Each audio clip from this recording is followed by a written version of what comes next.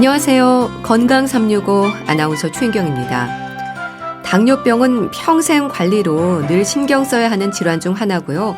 당뇨병이 오래수록 합병증의 위험이 높아지는 만큼 초심을 잃지 않아야 한다는 지적입니다. 특히 합병증으로 인한 문제는 몸의 여러 기관에 영향을 미치는데요. 우리 눈 건강, 시력을 잃을 수도 있는 당뇨 망막 병증 역시 조심해야 하는 부분입니다. 당뇨병으로 인한 합병증에서 발생 빈도가 높은 것으로 알려진 당뇨 망막 병증, 잠시 후에 알아보고요. 일상에서 사고 위험으로도 이어질 수 있는 노인 어지럼증에 대해서도 살펴보겠습니다. 건강 365 H.O.T의 행복 듣고 시작하겠습니다. 당뇨병 환자들에게는 특히 당뇨병이 오래수록 합병증에 대한 걱정이 커집니다. 여러 가지 합병증의 위험이 있지만 당뇨 합병증 중에서 발병 빈도가 높은 질환 중에 하나가 당뇨 망막 병증인데요. 시력을 잃을 수도 있어서 관심으로 살펴야 한다는 지적입니다. 순천향대 서울병원 안과 이성진 교수와 함께합니다. 교수님 안녕하세요. 안녕하세요. 네, 교수님. 당뇨병이 눈에도 영향을 미치네요. 당뇨 망막 병증. 이게 망막 손상의 위험으로 이어질 수 있나 봅니다. 그렇죠. 우리나라에서뿐 아니고 우리나라보다 경제적으로 좀 어려운 나라들은 첫 번째 실명의 원인이 당뇨 망막병증이에요. 네. 그러면 이제 그러면 잘 사는 나라들은 실명의 원인이 뭘까? 그것은 우리도 아주 굉장히 잘 알고 있는 황반변성이라는 병이죠. 네. 네. 그렇지만 우리나라에서도 아직까지는 당뇨 망막병증이 시력에 나쁜 영향을 주는 가장 많은 원인입니다. 네. 그럼 당뇨병으로 인한 합병증은 당뇨병 몇 년 차 정도부터 경계를 해야 할까요? 이 당뇨 망막병증이 그래도 당뇨 합병증 중에서 발병 빈도가 높은 질환이라고 들었는데요. 평균적으로 5년이 되면 눈의 혈관에 문제가 생겨요. 네, 그런데 당뇨를 처음 진단받으신 분들이 나는 이제 당뇨를 처음 진단받았어. 1년 차야. 이렇게 생각하시면 좀 곤란한 부분이 있어요. 왜냐하면 이미 오래전부터 당뇨병이 진행이 돼서 그때 진단을 받은 거기 때문에 그래서 5년 정도까지는 뭐 큰 문제가 없지만 그 이후에 문제가 생길 수가 있죠. 그래서 당뇨 진단을 받으신 분들은 꼭 눈 검사를 해보시는 것이 좋습니다. 네. 이 당뇨 망막 병증, 구체적으로 어떤 상태를 말하는 겁니까? 눈의 혈관이 망가지는 병이에요. 그러면 우리 눈에 어떤 혈관이 망가지는지가 좀 궁금하실 텐데, 우리 눈을 카메라에 비유하면 필름에 해당되는 망막이라는 조직이 벽지처럼 발라져 있어요. 네. 이 망막이라는 필름 벽지에는 굉장히 많은 모세 혈관들이 자리 잡고 있는데 이 미세한 혈관들이 얼마나 많냐면 우리 몸에서 심장 다음으로 많습니다. 네, 그 다음이 뇌예요. 그러니까 미세한 혈관들이 단위 면적당 굉장히 많은 어쨌든 피가 흐르고 있고 그것이 우리 눈 속에 이 보는 것을 담당하는 제일 중요한 부분 필름에 해당하는 이 망막을 먹여 살리고 있는데요. 네. 당뇨병이라는 거는 당이 높은 피가 흐르잖아요. 이 당이 높은 피는 정상 피하고는 다르게 흐르면서 혈관을 계속 손상시켜요. 그런데 미세한 혈관, 모세혈관이나 이 미세한 혈관들은 한 겹이에요. 세포 한 겹. 세포 한 겹이니까 계속 손상이 되면 구멍이 생기거나 터지거나 막히거나 하여튼 그런 문제로 인해서 결국에 피 공급이 중단이 되고 또 산소나 영양 공급이 멈추게 되고 그러면 망막이라는 이 필름의 기능이 떨어지게 되고 그러면서 시력이 저하되는 거죠. 그러니까 당뇨병 환자들의 혈당 관리에 문제가 생기면서 망막 박리의 위험이 높아지는 거네요. 이 망막 박리는 이제 제일 마지막 단계예요. 어떤 단계냐면 혈관이 점점 망가지면 산소나 영양 공급이 안 되잖아요. 네, 그러면 눈 속에 망막이 죽을 수 있잖아요. 그런데 우리 몸에는 어떤 조직이 산소가 부족해지거나 하면 그거를 절대 죽게 내버려두지 않고 새로운 혈관을 만들어서라도 그곳을 살리려는 반응이 있어요. 그러면 우리 눈 속에도 당뇨병이 점점 오래될수록 망막의 혈관들이 점점 망가질 거고, 그러면 산소나 영양 공급이 잘 안 될 거고, 그러면 그 부분이 죽잖아요. 그렇죠. 죽을 수 있잖아요. 그죠? 그거를 막기 위해서 새로운 혈관들이 생겨요. 우리가 이 혈관들을 신생혈관 이렇게 얘기를 하는데요. 이게 굉장히 좋은 뜻으로 생기는 혈관이긴 한데 눈 속에서는 별로 좋지가 않아요. 그 이유가 이 신생혈관은 그 구조가 굉장히 약하기도 하고 그 망막 속으로 이렇게 정상적으로 자라지 못하고 망막 위에서 자라요. 위에서 자라서 너무 쉽게 터질 수 있는데, 이게 쉽게 터지면 눈 속이 너무 조그마니까 여기 피가 꽉 차면 안 보이겠죠. 그렇겠네요. 네. 그러다가 이제 이 혈관이 못 쓰게 되잖아요. 이제 터져가지고. 그러면 혈관만 남는 거죠. 이 혈관이 오그라들면서 이 벽지를 잡아당기는 거죠.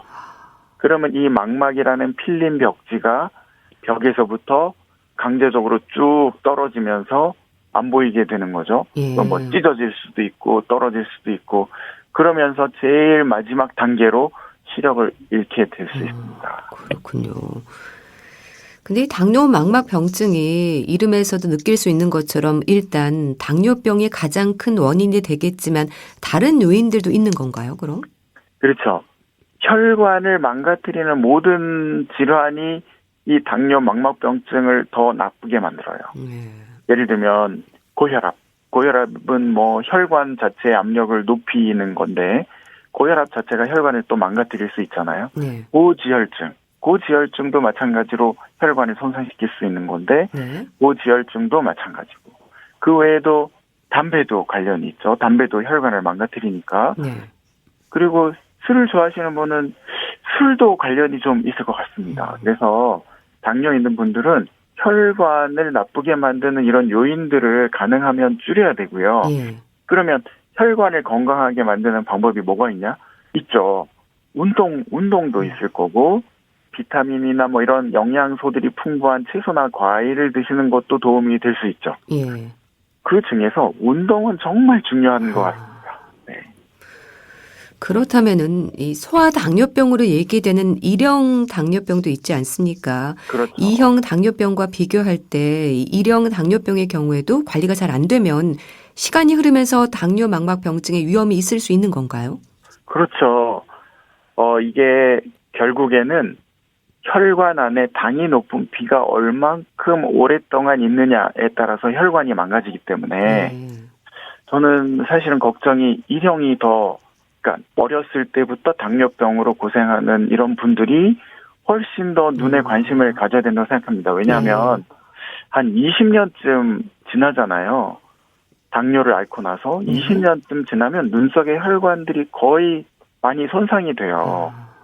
그런데 예를 들어서 당뇨병이 올해 한 50세에 생겼다.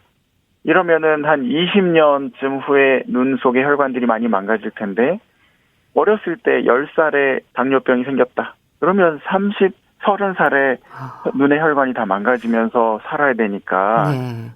네, 1형이 훨씬 더 철저하게 당을 조절하시고 운동도 하시고 뭐 이런 것들을 해야 될 것 같습니다. 그래서도 당뇨병으로 오랜 세월 관리를 하는 분들은 합병증에 많이 신경을 쓰실 텐데 당뇨 망막 병증은 어떻습니까? 초기 증상이 있습니까? 초기에는 아무 증상이 없어요. 그렇군요. 네, 아무 증상이 없다는 뜻은 시력을 담당하는 망막의 중심점, 우리가 그것을 황반이라 그래요. 황반. 그러니까 눈으로 동공으로 빛이 쫙 일직선으로 들어왔다고 하면 눈 아래 제일 뒷부분에 한 점에 초점이 맺히게 되거든요.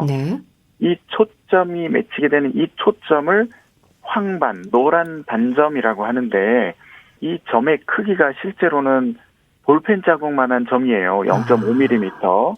근데 이 0.5mm 작은 점 속에 뭐가 있냐면 색을 보는 특수한 시각세포들이 600만 개가 모여 있어요. 이 세포들이 정밀한 시력 정밀한 것도 보니까 결국에 황반이라는 곳이 시력을 담당하는 중심이 되는 곳이죠. 네. 그런데 이 황반 주변의 혈관들이 당뇨로 망가지기 전까지는 증상이 별로 없어요.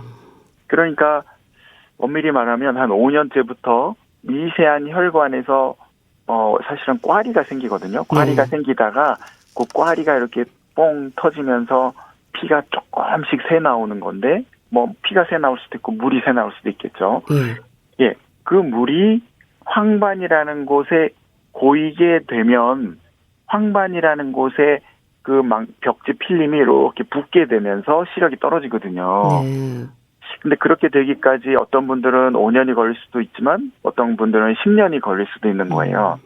그러니까 시력이 이상하다고 느껴질 때까지는 뭐 5년, 10년 이렇게 걸리는 거죠. 근데 그때가 시력이 이상하다고 느끼게 되면 이미 혈관들이 물이나 피가 새 나오는 단계 여러 군데서 새기 때문에 이미 혈관은 망가지는 거죠. 그래서 당뇨병 환자들은요, 또 황반 부종이나 비문증 그리고 눈부심의 증상까지도 무심하면 안 된다는 지적도 있던데요. 연관이 있는 겁니까? 네, 그렇죠. 황반이라는 곳에 물이 고여서 황반이 붓게 되는 거를 우리가 황반 부종이라고 하는데 네.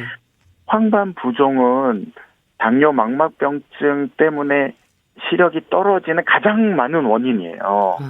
그래서 당뇨 황반 부종이 가장 큰 원인이고 그 외에도 이제 피가 조금씩 새 나오거나 하면 이게 눈 속에 이렇게 돌아다니기도 하고 그렇거든요. 그러면 비문증처럼 보이기도 하고 그렇습니다. 그래서 비문증도 보일 수도 있고 그 피가 이제 눈 속에 퍼지면서 시력이 떨어질 수도 있고 또 모세혈관들이 없어진 이 주변부 망막이 많이 늘어나면 주변부도 뭔가 좀 침침해지고 뭐 이런 증상들이 점차적으로 진행이 됩니다. 네. 초기 증상이 없어서 좀 걱정이 되는데 당뇨 망막병증에도 단계가 있을 것 같습니다. 병원을 찾는 분들은 어느 정도 진행된 상태에서 발견이 될까요? 보통 눈에 그냥 관심이 없으시다 뭐 이러면은 시력이 떨어질 때 오실 거예요.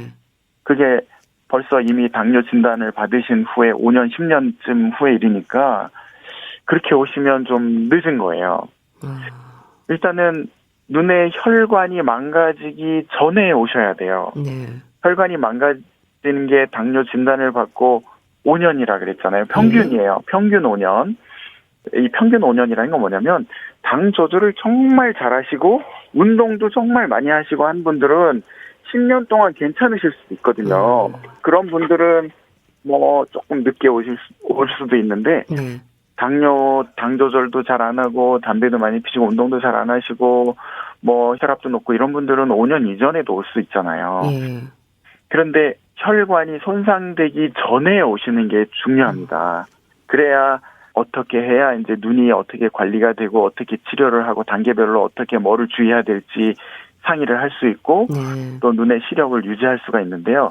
그 말은 뭐냐면 당뇨를 진단받은 즉시 일단 눈 검사를 해야 되는 게 얼마나 중요한지 뜻하는 겁니다. 또 당뇨 망막 병증이 심해지면 중심 암점이나 시야 장애가 나타난다고 하던데요. 중심 암점이라는 건 어떤 상태를 말하는 건가요? 네, 중심 암점이라는 거는 내가 보려고 하는 부위가 안 보이는 거예요. 내가 친구 얼굴을 딱 쳐다보는데 친구 얼굴만 거무스름하게 안 보인다. 보고자 하는 부분만 잘 안 보이는 거네요. 그렇죠. 네, 이거를 중심 암점이라고 하는데 황반 부종이 있거나 황반 부종이 진짜 심하면 아까 황반이라는 곳이 시력을 담당하는 중심점이라 그랬죠. 네, 거기서 내가 보려고 하는 부위를 정확하게 보는 기능을 하고 있는데 거기가 물이 차서 붓거나 아니면 거기에 피가 고일 때 중심 암점이죠. 중심이 잘 안 보이는 중심 암점 증상이 생기는 거예요. 근데 물이 새서 붓는 거는 그래도 조금은 보이는데 피가 고이면은 뭐 완전히 거무스름하게 가려서 완전히 암점이 심해지겠죠. 상당히 이제 불편감을 느끼게 될 것 같은데 걱정도 되시고요. 진단은 어떤 검사로 진행이 됩니까? 일반적인 안과 검진으로도 알 수 있을까요? 네네네. 이거는 눈 속의 망막을 사진을 한 번만 딱 간단하게 찍으면 알 수 있어요. 예. 네. 내가 당뇨 진단을 받아서 딱 왔는데 제일 가까운 안과를 일단 찾아가셔서 네. 내가 당뇨병을 진단을 받았는데 눈 속에 당뇨 망막병증이라는 망막에 혈관에 어떤 문제가 있는지를 좀 보러 왔다. 이렇게 하시면은 사진을 빵 찍어주거든요. 눈 속의 사진을. 예. 딱 그 사진만 봐도 혈관에 예를 들어서 뭐 조그만 피가 나 있다라든지 아니면 혈관에 꽈리 같은 게 생겼다라든지 그거를 볼 수가 있어요. 그게 네. 1단계거든요. 꽈리가 생기는 게. 네. 그걸 볼 수가 있습니다.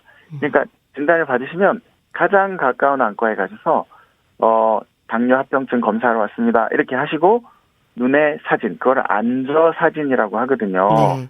망막을 눈의 제일 깊은 바닥이다. 이래서 안저라고 하는 말을 쓰는데 네. 안저 사진을 찍어주실 겁니다. 네. 그렇게 해서 진단을 받으면 치료는 다양합니까? 치료는 처음에 시력이 떨어지기 전까지 또는 혈관이 많이 나빠지는 그 단계, 우리가 그 단계가 되기 전까지는 혈당을 정말 잘 조절하시라고 말씀을 드려요. 혈당 조절이요. 혈당 조절이 제일 중요합니다. 네. 혈당 조절은 그럼 어떻게 하냐? 당뇨를 보시는 내분비내과 교수님을 만나셔야 돼요. 네. 또는 내과 중에서 내분비를 보시는 선생님을 만나셔야 되는데 보통 우리 동네 내과에 가시면 이 당뇨병은 아주 기본적인 병이기 때문에 다 보실 수가 있어요. 네. 그래서 자주 가셔서 혈당 체크도 하시고 그다음에 필요하면은 인슐린이라고 하는 당을 조절하는 주사들 쓰기도 하고 먹는 약을 쓰기도 하고 그렇거든요. 네. 가장 초기에는 운동하시는 것도 굉장히 중요하고요. 네. 그래서 운동도 정말 많이 하셔서 혈관을 튼튼하게 만들어 줘야 합니다. 네. 그리고 나서 눈 속에 이제 피가 나기 시작하고 이런 단계가 점점 진행이 되면 이제 거기에 단계에 맞춰서 눈 치료를 하거든요. 예를 들어서 황반이 부었다. 황반 부종이 있으면 시력이 떨어지고 암점도 생기고 하잖아요. 네. 이때는 황반 주변의 혈관에서 물이나 피가 새나오지 않도록 주사를 씁니다. 주사를 눈 알 속에 줘요. 주사를요? 예. 네. 그렇게 하면 이 주사약이 그 혈관들이 새는 거를 좀 안정시켜서 황반이 부은 거는 이제 좀씩 가라앉거든요. 네. 그래서 이 붓기가 가라앉을 때까지 정기적으로 주사를 주는 방법이 있고요. 눈 속에 혈관이 거의 다 많이 망가져서 조금 있으면 그 나쁜 신생 혈관이 나타나서 출혈이 될 위험이 생기기 그 전이라면은 네. 눈 속에 레이저로 피가 안 통하는 부위를 찾아내서 레이저로 그 부위를 다 바둑판처럼 점점 지지는 치료를 해요. 네. 이거를 우리가 레이저 광응고술이라고 하는데 그렇게 하면 어떻게 되냐면 눈 속에 피가 안 통하는 부위는 없다라고 간주를 하고 그 신생혈관이 잘 안 생겨요. 네. 그러면 신생혈관이 아까 터질 수도 있고 망막을 잡아 뜯을 수도 있고 한다 그랬는데 그 단계까지 가지 않도록 예방하는 거죠. 네. 치료 후에도 조심할 부분들이 많겠어요. 네, 그렇습니다. 이거는 평생 혈당을 잘 조절을 하셔야 되고 평생 운동을 열심히 해서 당도 조절할 뿐 아니라 혈관 상태를 건강하게 만들어야 됩니다. 네. 혈당 조절이 중요하다고 강조하셨는데 당뇨병의 관리를 위한 생활 습관을 지키는 게 당뇨 망막병증의 위험을 낮추는 방법일 것 같습니다. 예방법 다시 한번 짚어주세요. 정기적인 안과 검진도 필요할 것 같은데요. 네, 정기적으로 내과 검사를 받으셔야 되겠죠. 네. 혈당 검사를 받는 게 중요하고 그다음에 생활 습관을 내가 이제 평생 운동을 해야 된다 이렇게 생각을 바꾸셔서 운동을 많이 하셔야 될 것 같고요.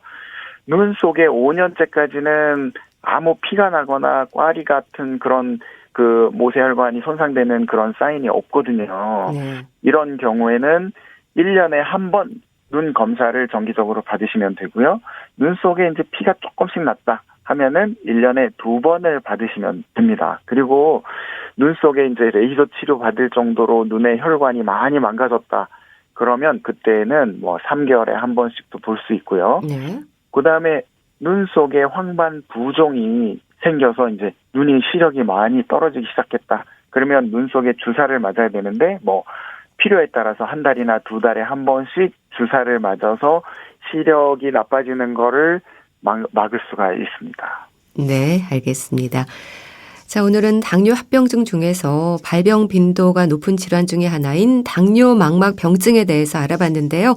순천향대 서울병원 안과 이성진 교수와 함께했습니다. 말씀 잘 들었습니다. 감사합니다. 네, 감사합니다. KBS 라디오 건강365 함께하고 계신데요. 이정석의 사랑하기에 듣고 다시 오겠습니다.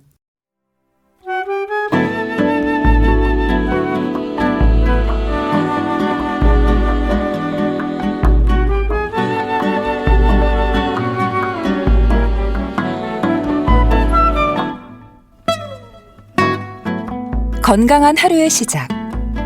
KBS 라디오 건강365 최윤경 아나운서의 진행입니다.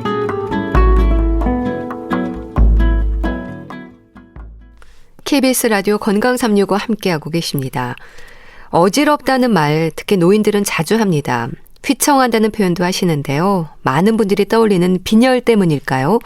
어지럼증과 빈혈, 분당 재생병원 영양내과 백현욱 교수와 함께합니다. 교수님 안녕하세요. 네, 안녕하십니까. 어르신들이 자주 하는 얘기 중에서 여름엔 땀이 많아서 그런지 기력도 없어지고 자주 어지럽다는 말을 하십니다. 외출이 부담스럽다고도 하시는데요. 이 노인들이 겪는 어지럼증은 흔한 증상인가요? 네, 어르신들이 병원을 찾아오실 때 가장 흔한 증상이 어지럼증이라고 합니다. 네. 나이가 들어감에 따라서 운동 감각 기능이 떨어지고요. 또 심혈관계 질환 동반 위험성도 올라가잖아요. 그러니까 당연히 어지럼증이 발생할 가능성이 높겠죠. 네. 실제로 70세 이상 어르신들의 절반 정도는 어지럼증을 겪어본 증상이라고 하십니다. 네. 이 어지럼증을 느낄 때 우선 빈혈을 떠올리게 됩니다. 빈혈이 원인인 경우도 있을까요? 네, 저희가 외래에서 뵈면요. 병원을 찾으시는 어르신들이 나 빈혈 때문에 왔어 라고 말씀하실 때가 네. 상당히 많습니다. 근데 체크해보면 실제 빈혈이기보다는 어지럼증 증상을 빈혈이라고 표현하는 경우가 많더군요. 물론 급성 빈혈은 어지럼증을 동반할 수는 있습니다. 그러나 어지럼증이 빈혈은 아닌 거죠. 네. 그럼 빈혈에 대해서도 알아볼 필요가 있을 텐데요. 빈혈을 의학적으로는 어떻게 설명합니까? 빈혈이라는 게 그냥 단어만 놓으면 피가 부족하다라는 의미가 되겠죠. 그러면 피가 통째로 부족하냐? 네. 실제로 우리가 얘기할 때는 빈혈은 혈액 내에서도 피를 빨갛게 보이게 하는 적혈구 성분이 있잖아요. 그 적혈구가 감소해서 결과적으로 적혈구가 하는 일 중에 가장 중요한 산소를 운반하는 능력, 이것이 떨어지는 것을 빈혈이라고 이야기합니다. 그럼 적혈구가 감소하는 이유는 뭡니까? 가장 흔하게는 몸속 장기를 통해서 어딘가 피가 새어나가는 경우가 가장 흔합니다. 그것은 위장관에서 조금씩 만성적으로 새는 경우도 있고요. 아니면 다쳤거나 혈관이 이상인데 갑자기 터졌거나 여러 가지 원인으로 혈관이 크게 손상이 되면 피를 갑작스럽게 잃게 되겠죠. 그러면 혈압이 떨어지고 쇼크에 빠질 수도 있으니까요. 네. 이런 급작스러운 출혈로 인한 빈혈은 어지럼증을 동반할 수 있습니다. 근데 빈혈에도 급성과 만성으로 구분이 된다고 들었습니다. 그렇죠. 방금 말씀드렸듯이 사고로 다친다거나 동맥이 원래 이상하게 생긴 동맥류가 있잖아요. 꽈리처럼 늘어난 경우 이게 갑자기 파열되는 등의 혈관이 아주 심하게 손상됐을 때는 급성 출혈로 혈관을 타고 그냥 피가 펑펑 나올 테니까요. 단시간에 피를 잃어버리는 양이 매우 많겠죠. 이때는 전신을 순환하는 혈액량이 갑자기 줄어버리니까 혈압도 떨어지고 또 쇼크에 빠질 위험도도 높습니다. 그러니까 이것이 급성으로 발생하는 빈혈이라고 할 수 있겠죠. 근데 그것에 비해서 위장관 점막이 헐었다. 그래서 조금씩 새어나간다거나 아니면 악성 종양이 있거나 혹은 골수에 질환이 있어서 피를 잘 못 만든다거나 네. 아니면 간 질환 같은 경우에 이러한 여러 가지 만성 질환으로 인한 빈혈은 서서히 발생하게 되는 것이 특성이 되겠습니다. 그래서 급성 대비 만성으로 발생하는 빈혈로 분류하게 되는데 네. 만성 빈혈이 동반됐을 때도 과연 주 증상이 어지럼증일까요? 아닐 가능성이 크겠죠. 네. 빈혈 정도에 따라 다르긴 하지만 예. 만성 빈혈이 동반되면 어지럼증보다는 피로감이나 기운 없음, 쇠약감 그리고 쉽게 숨이 차는 경우가 대부분입니다. 그렇군요. 그러면 많은 분들이 어지럼증을 경험할 때 우선 빈혈을 떠올리는 건 왜 그럴까요? 빈혈의 증상으로 어지럼증이 가장 흔해서가 아닐까 싶기도 한데 어떻습니까? 빈도로만 따지면 사실은 빈혈이 어지럼증으로 이어지는 경우가 흔한 건 결코 아니거든요. 근데 만약에 사고 등이나 아니면 다쳤거나 해서 예. 혈관 자체가 직접 손상을 크게 입으면 지혈이 되기까지 단시간에 혈액 소실이 큰데 이런 급성 출혈이 있을 때 피가 나면 우리 눈에 붉은색이 자극적이기도 하고요. 네. 또 그러면서 뭐 혈압 떨어지면서 어지럽다고 쓰러지는 상황을 직접 경험하기도 하면서 또는 매체 등을 통해서 보는 경우 많잖아요. 네. 그래서 어떤 의미에서는 단어의 의미가 약간 변질되지 않았을까 싶긴 합니다. 네. 즉 병원에 오셔서 어지럽다라는 증상을 나는 빈혈이 있어라고 표현하는 것처럼 말이죠. 네. 그래서 이건 단어의 그 어감이 조금 바뀐 것 같고요. 실제로 빈혈의 빈도로만 본다면 만성이 더 많거든요. 그래서 앞서 말씀드렸듯이 만성 빈혈의 증상은 피로감이나 숨찬 증상이 우선이지 어지럼증은 사실은 아닙니다. 그런데 피로감, 뭐 쇠약감, 숨참 이런 것들이 빈혈의 원인이라고 생각하는 분들은 많지 않으실 것 같습니다. 좀. 맞습니다. 별로 그쪽으로 전혀 생각하지 않는데 오히려 우리가 찾아내는 경우가 더 많죠. 네. 노인들은 어떻습니까? 빈혈로 진단되는 경우도 많습니까? 네, 노인들의 경우에도 혈액 검사를 해보면 비교적 흔합니다. 65세 이상 노인을 보니까 약 10%, 10분 중 1분은 빈혈이 있고요. 예. 85세 이상이 되면 약 20%, 5분 중 1분은 빈혈을 동반하고 있습니다. 그리고 아무래도 빈혈이 동반되어 있으면 정상적인 경우보다 전신의 쇠약 정도도 심하고 예. 질환에 걸렸을 때 그로 인해서 입원하는 경우도 더 많고 사망률도 아무래도 올라가겠죠. 따라서 적절하게 빈혈을 치료해드리는 것은 혈관과 심장 기능을 호전시키고 예. 삶의 질을 높여주는 데 도움이 됩니다. 네. 빈혈의 원인이 궁금한데요. 왜 생기는 건가요? 구체적으로 좀 설명해 주세요. 피가 부족하게 되는 게 크게 세 가지를 생각할 수 있죠. 네. 첫 번째는 못 만드는 것. 즉 혈구를 만들어내는 공장인 골수에서 혈구를 생성을 못하거나, 두 번째는 만들어내는 속도보다 피를 자꾸 잃어버려요. 네. 그러니까 뭐 젊은 여성의 경우는 생리로 잃어버리건, 다치면은 피가 새나가건, 위장관이 헐어서 새버리건, 생성 속도보다 빨리 피를 잃어버리거나, 세 번째는 잘 만드는 혈구가 있는데 네. 용혈이라고 자가 면역이건 여러 가지 이유로 스스로 안에서 파괴를 시켜버리는 경우가 생깁니다. 그래서 이런 세 가지 원인이 있는데 예. 이렇게 됐을 때 혈구 생성을 다시 하려고 그럴 때 영양소가 여러 가지가 필요하잖아요.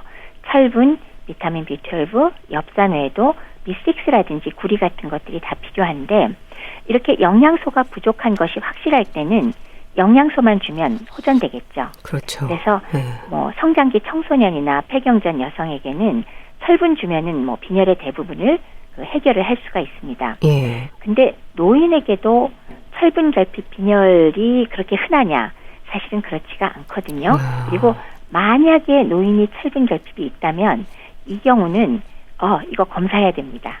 상당수가 만성적인 소화관 출혈이 원인이기 때문에 예. 위 내시경이나 대장 내시경 같은 것들을 해서 뭐 궤양이나 용종뿐만이 아니라 암이라든지 만성 허혈성 장질환이라든지 이런 염증 질환이 동반돼 있는지 예. 검사를 더 해야 된다. 이렇게 됩니다. 예. 근데 노인들이 어지럽다고 생각되면 일단 이제 철분제를 복용하는 경우도 많은데요. 말씀을 들으니까 정확한 진단으로 의사와의 상담 후에 드시는 게 좋겠네요. 그러니까 무조건 영양제부터 드시는 건 해가 될 수도 있다고 들었습니다. 맞습니다. 우선 철분 결핍성 빈혈이 확인돼야지 쓰는 게 맞고요. 네. 물론 뭐 젊건 나이 드셨건 똑같지만은 노인은 생각보다 빈혈이 있더라도 철분 결핍성이 흔하지 않습니다. 즉 철분 결핍 말고 다른 만성 염증성 반응에 의해서 현미경 검사상 마치 철분 결핍성 빈혈하고 비슷한 모양으로 나오지만 실제 철분 양을 측정해 보면 정상이거나 오히려 많은 경우도 있죠. 네. 이런 경우에 오히려 철분제를 투여해도 호전되지 않는 것은 고사하고 과다 투여로 인해서 철분이 몸 안에 너무 많으면 네. 산화 스트레스를 거꾸로 유발하게 되거든요. 그래서 염증 반응을 악화시키게 되기 때문에 심혈관계 질환이 악화될 수도 있고요. 예. 만성 신장 질환이 오히려 진행될 수도 있고 간에 축적이 많이 되면 간의 손상 위험도 있습니다. 그것뿐만이 아니라 대부분의 철분제는 위장 점막이 자극이 되기 때문에 복통이나 구역질을 유발하게 되므로 네. 안 그래도 노인들이 식사량이 줄어들잖아요. 그렇죠. 근데 배도 아프고 구역질 나니까 오히려 밥을 못 먹게 돼서 영양 상태 거꾸로 더 악화시킬 수도 있으니까 무조건 철분제 투여는 절대로 하지 않으셨으면 좋겠습니다. 네. 그럼 노인들의 어지럼증은 어떤 부분들을 살피는 게 좋을까요? 어지럼증 측면이라면은 예. 뭐 1번으로 빈혈 검사는 해보지만은 빈혈이 아닌 경우도 많다고 말씀을 드렸습니다. 네. 그래서 이럴 때는 내 이 귀의 안쪽에 평형을 유지하는 전정기관이라고 있잖아요. 예. 거기에 문제가 발생했는지 그 여러분들 잘 아시는 이석증 같은 거 있죠? 이런 거 다 여기에 들어갑니다. 그거 한번 확인하시고요. 그다음에 또 하나는 손해 같은 데 문제가 되면 역시 중심이 안 잡히면서 어지럼증 심하거든요. 예. 그래서 뇌혈관을 비롯해서 머리 검사가 필요하게 됩니다. 근데 만약에 빈혈이 동반됐을 경우에는 당연히 혈액 검사로 이게 철분 부족증인지 아니면 B12나 엽산 부족에 의한 거대 아구성 빈혈인지 구별을 해주시고요. 네. 그러면서 각각의 비타민 B12가 부족하면 거기에 대한 적절한 치료, 그리고 또 뭐 철분이 부족하면 철분 치료, 엽산이 부족하면 엽산 치료를 하게 되는데 네. 비타민 B12와 엽산 쪽은 또 흥미로운 게요.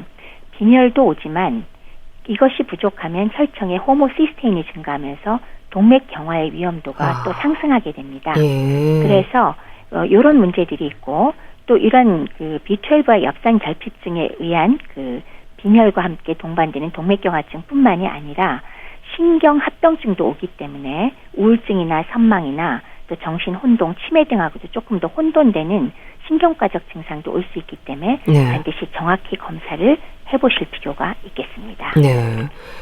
엽산 결핍인 노인들도 많습니까? 근데 어르신들 같은 경우는 뭐 채소를 많이 챙겨 드시잖아요. 엽산도 채소류에 많은 걸로 알고 있는데요. 맞습니다. 엽산은 채소류에 많이 함유되어 있고요. 뭐 시금치나 깻잎같이 이렇게 파란색 이파리 많은데 뭐 양배추라든지 그다음에 토마토에도 많이 들어있고요. 네. 키위나 오렌지, 딸기 같은 데에도 엽산은 충분히 포함되어 있습니다. 사실 채소를 아주 충분히 드신다면 별로 문제가 안 될 가능성이 높지만 네. 많은 어르신들이 식사량이 충분하지 않을 때가 많거든요. 그리고 거기에 만약 술을 드신다 그러면 두말할 나위 없이 엽산 부족 생기기 쉽고요. 그래서 뭐 이것이 아주 심해지면은 앞서 말씀드렸듯이 호모시스테인이라는 성분이 혈청에서 올라가게 되면서 예. 동맥경화증을 또 유발하게 돼요. 네. 그래서 호모시스테인이 증가할 정도로 엽산이 부족하거나 B12가 부족하면 엽산의 보충을 평소 필요량보다 조금 더 높은 하루 1mg 정도를 보충하시면 되겠습니다. 네. 비타민 B12는 어떻습니까? 음식으로는 어떤 식품들이 추천되나요? 비타민 B12는 재미있게도 비타민은 우리가 연상을 하면 보통 채소에 많이 들어있잖아요. 예. 근데 B12는 예외입니다. 동물성 식품에만 있습니다. 식물성이 없습니다. 예. 그래서 완전한 채식주의자는 이거 비타민 B12 부족하게 되긴 매우 쉽습니다. 그래서 어디에 많이 들어있냐? 뭐 동물성이죠. 예. 간이 굉장히 많이 들어있어요. 간을 포함한 동물 내장, 그다음에 대합이나 굴, 가리비 같은 어패류, 네. 그다음에 고기에도 꽤 들어있고요.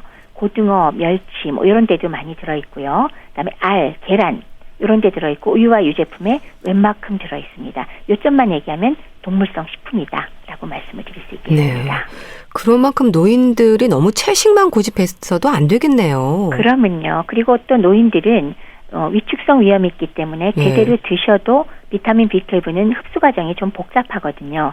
그래서 흡수가 원래 잘 안 되게 돼 있는데 채식만 하시면 B12에 문제가 될 가능성이 상당히 높습니다. 네. 근데 빈혈의 주 증상이 꼭 어지럼증뿐만이 아니라 피로감, 쇠약감도 온다고 했는데 피로를 늘 느끼는 분들 같은 경우도 이런 것들을 좀 챙겨 드셔야 되는 건가요? 피로감의 원인이 빈혈이라면은 예. 확실히 좋겠죠. 그리고 빈혈인 걸 확인하고 드시는 것도 좋지만 방금 말씀드린 것들 있지 않습니까? 육류, 적절한 육류, 네. 어패류, 그다음에 알, 계란, 우유, 유제품은요. 건강에 필수인 식품군에 들어가잖아요. 네. 그러니까 피하지 마시고 너무 채소만 드시지 말고 적절하게 몇 끼니마다 조금씩 드셔야 되는 식품입니다. 네. 종합 비타민제로 드시는 건 어떨까요? 종합 비타민제에도 하루 필요량이 웬만큼은 들어있습니다. 아주 많은 양은 아니기 예. 때문에 그렇기 때문에 도움이 됩니다. 종합 비타민제 드시는 것 도움되고요. 네. 기왕 드실 때는 비타민 B12까지 제대로 들어있는 것인지 한번 그 들어있는 종목을 좀 확인해 보시고 드시는 게 더 바람직하겠죠. 네. 근데 부족할 경우에 이제 보조제를 복용하는 것도 방법이 될 텐데요. 어느 정도 드셔야 될까요? 실제로 하루 비타민 B12의 필요량은 권장량은 2.4 마이크로그램이라고 별로 많지 않습니다. 예. 그러나 노인은 위축성 위험이 심하기 때문에 실제로 흡수 장애가 있어서 부족할 경우가 많고요. 네. 여기에 대해서 위를 아예 절제했다거나 소장의 말단이 절제된 사람 혹은 췌장 기능이 매우 저하되어 있는 경우는 비타민 B12의 흡수가 정상적으로 식사를 하셔도 잘 안 됩니다. 네. 그래서 이런 경우에는 고용량인 1mg을 경구로 복용하거나 이거 거의 500배 정도 됩니다. 네. 정량에. 네. 아니면 한 달에 한 번 주사로 보충하는 방법도 나쁘지 않습니다. 예. 주사제라고 한다면 어떤 걸 말씀하시는 건가요? 그러니까 비타민 B12를 이야기합니다. 아, 그렇군요. 네. 그 어지럼증을 느낄 때 빈혈부터 떠올리지만 다른 원인들로 인한 어지럼증의 위험도 있다는 거 생각을 하시고 진단을 받아보는 게 좋을 텐데요. 지속적인 어지럼증이 있을 때 어떤 검사를 받아보는 게 좋을지도 좀 짚어주세요. 네. 병원 가시면 빈혈 여부는 비교적 간단한 혈액 검사로 1차 확인해서 맞다 아니다가 결정이 됩니다. 네. 그래서 빈혈이 아닌 경우가 더 많다고 말씀드렸어요. 그럴 경우에 가장 흔한 것은 내위와 평형을 잡는 전정기관에 대한 검사, 네. 이석증 등 보통 이비인후과에서 하는 검사가 어지럼증으로 오는 분들의 거의 한 80%를 차지한다고 합니다. 예. 따라서 이 검사가 필요할 것이고요. 그럼에도 불구하고 연세가 높은 분들은 뇌혈관 질환으로 인해서 소뇌가 경색이 되거나 뇌경색 증상이 또 어지럼증을 유발할 수 있기 때문에 네. 머리 검사가 반드시 필요합니다. 특히나 심장질환, 심근경색, 부정맥 이런 것들이 있으면 뇌경색 가능성이 높아지니까 좀 더 주의하시는 게 필요하겠고요. 뿐만 아니라 어지럼증이 이런 기질적인 질환도 있지만은 예. 노인의 경우 복용약이 매우 많잖아요. 그렇죠. 그러면 약물 자체가 또 어지럼증을 일으키거나 기립성 저혈압 유발할 수 있어요. 그래서 약물로 인한 것도 염두에 두셔야 됩니다. 예. 특히나 노인의 경우 어지럼증이 낙상으로 이어지면 고관절 골절, 척추 압박 골절을 일으킬 수 있어서 아시는 것처럼 문제가 매우 커질 수 있으니까 어지럼증 발생하시면 주치의와 상담하시고 정확한 원인 찾아서 조절하시도록 하시는 게 필요합니다. 네. 지금 어지럼증에 대한 말씀을 들었는데요. 이제 노인들 같은 경우는 낙상으로도 이어지지 않습니까? 그렇죠. 노인들에게 증상이 있을 때 조심해야 하는 부분들도 진료실에서 강조하실 텐데 어떤 부분들을 특히 조심해야 될까요? 그러니까 어지럼증의 우선 원인이 좀 더 중증 질환, 아까 뇌경색, 소뇌경색이라든지 전정기관 자체 문제가 있는 것들을 치료하는 것 우선 가장 중요하지만 네. 그거 외에 기립성 저혈압이라든지 아니면 먹는 약물 문제라든지 이런 경우에 약을 다 한번 점검하면서 필수 불가결이 아니면 약을 좀 줄여보시는 것 굉장히 중요하고요. 네. 그다음에 기립성 저혈압은 거기에 맞춰서 수분 섭취를 충분히 하시면서 앉았다 일어나거나 누웠다 일어날 때 좀 서서히 하고 안전한 곳에서 일어나고 손잡이를 잡고 움직이는 거 이런 것들을 조심하시고 그다음에 그거에다 더해서 어지럼증으로 낙상으로 이어지는 경우에 더해갖고 환경이 걸리기 쉬운 문턱이 있다거나 예. 바닥이 미끄럽다거나 미끄러운 양말을 신고 있다거나 예. 이런 것들에 대한 환경적인 측면도 염두에 두셔서 노인들의 경우는 한번 넘어지면 골절이 이어지면은 정말 생명까지 위험해지잖아요. 그런 면을 염두에 두시고 조심을 하실 필요가 있겠습니다. 네. 또 노인들이 어지럼증을 느낄 때는 이제 식욕 부진도 원인이 되지 않을까 싶은데요. 입맛을 잃은 노인들에게도 조언을 좀 해주세요. 입맛을 잃어버리는 것이 사실 뭐 연세 자체로도 있고요. 그다음에 매우 많은 약물을 드시는 것도 있고요. 네. 아니면 뭐 감기라든지 아니면 어떤 급성 질환에 걸리는 거나 환경적인 스트레스로 인해서 갑자기 입맛이 떨어지는 경우가 많죠. 그럴 경우에 일단은 경구 섭취가 아직 가능한 경우는 네. 영양 보조식들 제가 매번 말씀드리잖아요. 캔이라 팩으로 된 거. 그런 걸 간식으로 좀 드시면서 평소에 종합 영양제를 한 개씩 드시는 것도 그렇게 나쁜 방법은 아니고요. 예. 그다음에 탈수가 되지 않도록 수분 섭취를 좀 충분히 하시면서 보충을 하여 보시고 그도 저도 안 되면 병원을 방문하십시오. 다른 방법을 찾아봐야 됩니다. 특별히 원인이 될 만한 원인에 대한 진단도 받아보시고요. 그다음에 영양에 대해서 먹는 걸로 부족할 때는 필요하면 정맥 영양을 사용한다거나 미세 영양소가 부족하지 않은지 이런 것들을 확인할 필요가 있습니다. 네. 또 너무 한낮에는 외출을 피하는 것도 방법이지 않을까요? 햇빛이 너무 강할 때에도 어지럼증을 순간적으로 느끼잖아요. 그렇죠. 안 그래도 뭐 노인들의 경우 탈수가 흔하기 때문에 기립성 저혈압 안 그래도 잘 생기는데 더해서 햇볕이 너무 강하거나 아주 더운 시간에 외출을 하시게 되면 아무래도 어지럼증이 더 심하면서 실신약이 매우 쉽고 넘어질 가능성이 높겠죠. 따라서 기온이 적절하고 그다음에 좀 선선한 시간대에 외출을 하시는 것도 연세 높은 분들 하루하루를 보내는 아주 현명한 요령 아니겠습니까? 네, 알겠습니다. 자, 오늘은 어지럼증과 빈혈에 대해서 말씀드렸는데요. 분당 재생병원 영양내과 백현욱 교수와 함께했습니다. 말씀 잘 들었습니다. 감사합니다. 네, 감사합니다.